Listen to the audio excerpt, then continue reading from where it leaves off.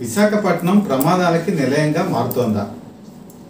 Essentia ఈ company వచ్చేప్పటికి అచ్యుతాపురం అనకాపల్లి పరిధిలో ఉన్నటువంటి స్టెచ్లో ఉంది. మరి ఇక్కడ జరిగినటువంటి ఒక ఘోరమైన ప్రమాదం దాదాపు 18 మంది ప్రాణాన్ని బలికొంది. 60 మందికి పైగా క్షతగాత్రులయ్యారు. వీళ్ళందరూ కూడా హాస్పిటల్లో చికిత్స పొందుతున్నారు. ముఖ్యమంత్రి చంద్రబాబు నాయుడు విశాఖ పర్యటనకు వచ్చి ఎవరైతే ఇందులో మరణించారో వాళ్ళకి ₹1 కోటి మరి పరిహారం ఇవ్వడం జరిగింది. అలాగే తీవ్రంగా గాయపడిన వాళ్ళకి ₹50 లక్షలు, మైనర్ ఇంజరీస్ ఉన్న వాళ్ళకి ₹25 లక్షలు ఇవ్వడం జరిగింది.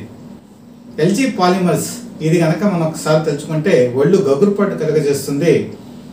ఆ రోజు జరిగినటువంటి సంఘటనలో అది పాయిజనస్, అంటే అక్కడ జరిగింది పాయిజనస్ లీకేజ్ జరిగింది.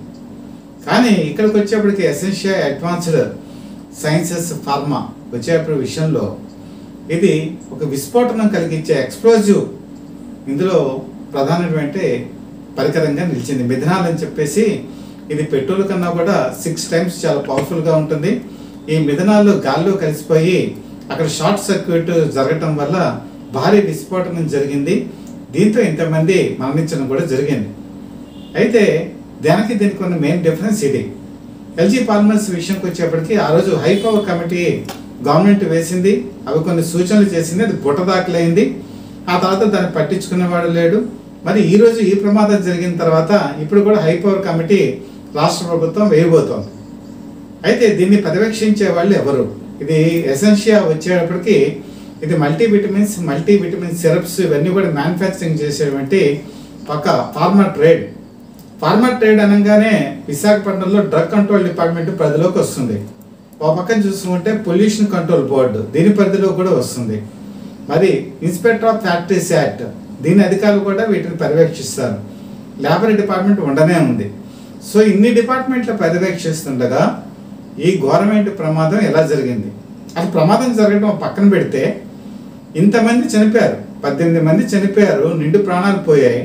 హాస్పిటల్లో వాళ్ళు విగత జీవులుగా ఉన్నారు. కన్నీరు మున్నీరుగా వాళ్ళు బంధువులు విలపిస్తున్నారు.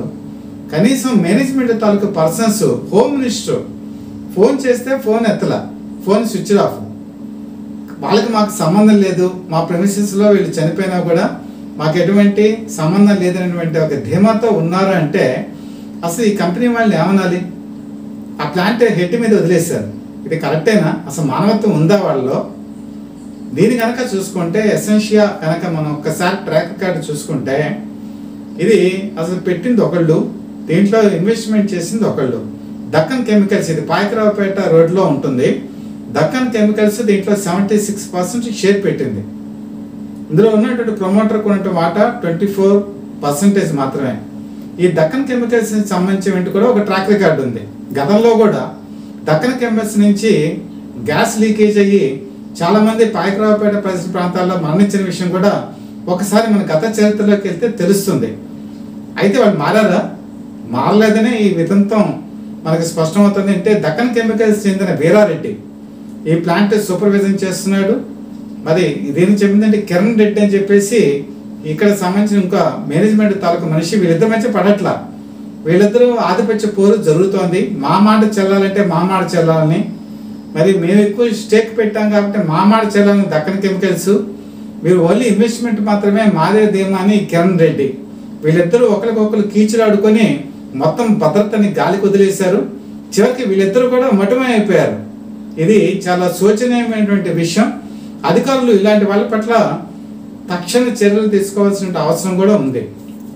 అయితే అసలు ఈ ప్రమాదం ఎలా జరిగింది? ఇప్పుడు డిప్యూటీ సీఎం పవన్ కళ్యాణ్ ఒక మాట చెప్పారు, సేఫ్టీ ఆడిట్ జరగాలి, అది జరిగితే చాలా బ్రహ్మాండమైనటువంటి పద్ధతుల్లో వెళ్తుందని చెప్పారు. మంచిదే, అది కరెక్ట్. కానీ ఇక్కడ సేఫ్టీ ఆడిట్ జరిగింది. ఎసెన్షియాకి safety audit last year August సెప్టెంబర్లో జరిగింది. ఆ సేఫ్టీ ఆడిట్లో అంటే ఇది యాక్చువల్గా ఈ ఆడిట్ చేసిన వాళ్ళు కూడా ఎవరంటే థర్డ్ పార్టీ కొన్ని రికమెండేషన్స్ ఇచ్చింది. ఆ రికమెండేషన్స్ ఏంటంటే పైప్ లైన్స్ సరిగా లేవు, పైప్ లైన్స్ నుంచి లీకేజ్ వచ్చేటువంటి అవకాశాలు ఉన్నాయి, దీనికి సేఫ్టీ మెజర్స్ తీసుకోవాలని క్లియర్ కట్గా చెప్పారు. కానీ ఎప్పుడైతే ఇది వచ్చిందో, ఈ ఆడిట్ వచ్చిందో, ఈ ఆడిట్ మొత్తం పొల్యూషన్ కంట్రోల్ బోర్డుకి వెళ్ళింది, ఇన్స్పెక్టర్ ఆఫ్ ఫ్యాక్టరీస్కి వెళ్ళింది, డ్రగ్ కంట్రోల్ డిపార్ట్మెంట్కి వెళ్ళింది. మరి వీళ్ళందరూ ఏం సూపర్విజన్ చేశారు? కనీసం అక్కడ లీకేజ్ ఉందా లేదా అని వెళ్ళి చెక్ చేశారా? చేయలే. చేసినా కూడా బుట్టదాఖలు చేశారు. దీనివల్ల ఏమైందంటే మిథనాలు దీనిలోంచి లీక్ అయ్యి ఒకసారి భారీ విస్ఫోటనం లభించి, ఎంత విస్ఫోటనం అంటే పైన ఉన్నటువంటి కప్పు ఎగిరిపోయింది. చాలామంది హార్ట్ అటాక్తో చనిపోయారు. ఈ భయంకరమైన శబ్దం విని చాలామంది చనిపోయారు. తర్వాత చనిపోయిన వాళ్ళ వంటి శరీరాలు ముక్కలు ముక్కలు ముక్కలు ముక్కలుగా అయిపోయింది. ఇది ఎంత శోచనీయమైన విషయం. పైగా ఇంజరీస్ అయిన వాళ్ళలో చాలామంది కాలర్ బోన్స్ విరిగిపోయాయి, పక్కటి ఎముకలు విరిగిపోయాయి, కాళ్ళు చేతులు ఉన్న ఎముకలు విరిగిపోయాయి. అసలు వీళ్ళు మళ్ళీ జనజీవన శ్రావంతులకు వస్తారా రారా అనేటువంటి అనుమానం కూడా ఈరోజు వస్తుంది. ఇంత ఘోరమైనటువంటి ప్రమాదం ఇటీవల కాలంలో ఎప్పుడూ జరగలేదంటే నమ్ముతారా? దీనికి ఉన్న పరిణామాలు ఇప్పుడు ఇంకా ఎంతమంది దీన్ని మళ్ళీ ఉద్యోగంలోకి రాగలరో కూడా తెలియనటువంటి పరిస్థితి ఈ 60 మందిలో కూడా. మరి ఇటువంటి పరిస్థితుల్లో ఇండస్ట్రీస్ కనుక ఉంటే ఇండస్ట్రీస్ వల్ల వెల్త్ క్రియేట్ అవుతుంది ఖచ్చితం.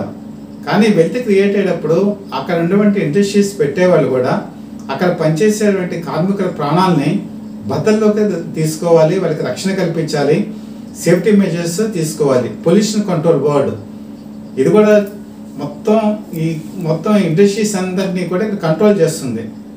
మరి పొల్యూషన్ కంట్రోల్ బోర్డు కూడా ఎంతవరకు ఈ సేఫ్టీ ప్రికాషన్స్ని మానిటర్ చేస్తుంది, ఇన్స్పెక్టర్ ఆఫ్ ఫ్యాక్టరీస్ ఎంతవరకు కోఆర్డినేట్ చేసుకుంటుంది. దానికి ఇప్పుడు ముఖ్యమంత్రి చంద్రబాబు నాయుడు ఏం చెప్పారంటే, ఈ 5 కలిసి ఎవరైతే వివిధ రకాల డిపార్ట్మెంట్లు ఉంటాయో ఈ 5 డిపార్ట్మెంట్ కలిసి ఒక జాయింట్ ఫోర్స్గా ఏర్పడి వాళ్ళకి కంప్యూటర్లో వచ్చేటువంటి ప్రతి ఇండస్ట్రీకి వాళ్ళ కంప్యూటర్లో వస్తుంది. ఆ ఫీడ్బ్యాక్కి వెళ్ళి వాళ్ళందరూ అక్కడ పరిశీలించి అక్కడ ఏ మెజర్స్ తీసుకోవాలో ఒకసారి వాళ్ళు పరిశీలించుకొని దానికి రికమెండేషన్స్ చేసి, ఒకవేళ కనుక అప్పటికీ కూడా అది ఇంప్లిమెంట్ కాకపోతే థర్డ్ పార్టీకి ఇచ్చి థర్డ్ పార్టీ నుంచి కూడా రివ్యూ తీసుకొని మానిటర్ చేయాలని చెప్పి స్పష్టమైన ఆదేశాలు విశాఖపట్నంలో జారీ చేయడం జరిగింది. అయితే ఇక్కడ ఒక్క విషయం మాత్రం గుర్తుపెట్టుకోవాలి, ఈ ఘోరమైన ప్రమాదాలు ఈ రోజుతో అంతమైపోతున్నాయంటే కాదు, భవిష్యత్తులో కూడా జరిగేటువంటి అవకాశాలు ఉన్నాయి. గతంలో కూడా జరిగాయి. హెచ్పిసిఎల్ ఉదంతం తీసుకున్నా, ఎల్జీ పాలిమర్స్ తీసుకున్నా, మొత్తం ఈ సెజ్లో కనుక చూసుకుంటే దాదాపు 120 ప్రమాదాలు జరిగాయి ఇప్పటి వరకు. కాబట్టి రాబోయే కాలంలో కూడా ఈ ప్రమాదాలు జరుగుతాయి. జరగవని చెప్పి భరోసా అయితే ఇవ్వలేం. ముఖ్యంగా డిప్యూటీ సీఎం అయినటువంటి పవన్ కళ్యాణ్ అతి కొద్ది కాలంలోనే విశాఖపట్నం వస్తున్నారు. యాక్చువల్గా సెప్టెంబర్ 1st వీక్ 2nd వీక్లో అధికారులతో ఆయన చర్చలు జరపాలని చెప్పి అనుకున్నారు. ఇప్పుడు పరిస్థితి తీవ్రత అర్థం చేసుకున్న తర్వాత ఈ సేఫ్టీ ఆడిట్ గురించి ఆయన వస్తున్నారు. ఇండస్ట్రీస్ ఎవరైతే పెట్టారో ఆ పెట్టిన వాళ్ళందరితో కూడా ఆయన డిస్కషన్స్ జరగబోతున్నారు. అలాగే పొల్యూషన్ కంట్రోల్ బోర్డు అధికారులతో కూడా ఆయన చర్చలు జరగబోతున్నారు. రాబోయే కాలంలో మాత్రం తెలుగుదేశం పార్టీ కూటమి చాలా బలిష్టమైనటువంటి విధానాలతో ఎటువంటి ప్రమాదాలు జరగకుండా తీవ్రమైనటువంటి చర్యలు తీసుకునేటువంటి అవకాశం ఉంది. అలాగే ఇండస్ట్రీస్ ఎవరైతే పెడతారో వాళ్ళు కూడా ఖచ్చితంగా ఈ నామ్స్ పాటించాలని చెప్పి ప్రతి ఒక్కరు కూడా కోరుకుంటున్నారు. రాబోయే కాలంలో ఇలాంటి ప్రమాదాలు జరగకుండా ఉండాలని చెప్పి ప్రతి ఒక్కరు కూడా ఆశిస్తున్నారు.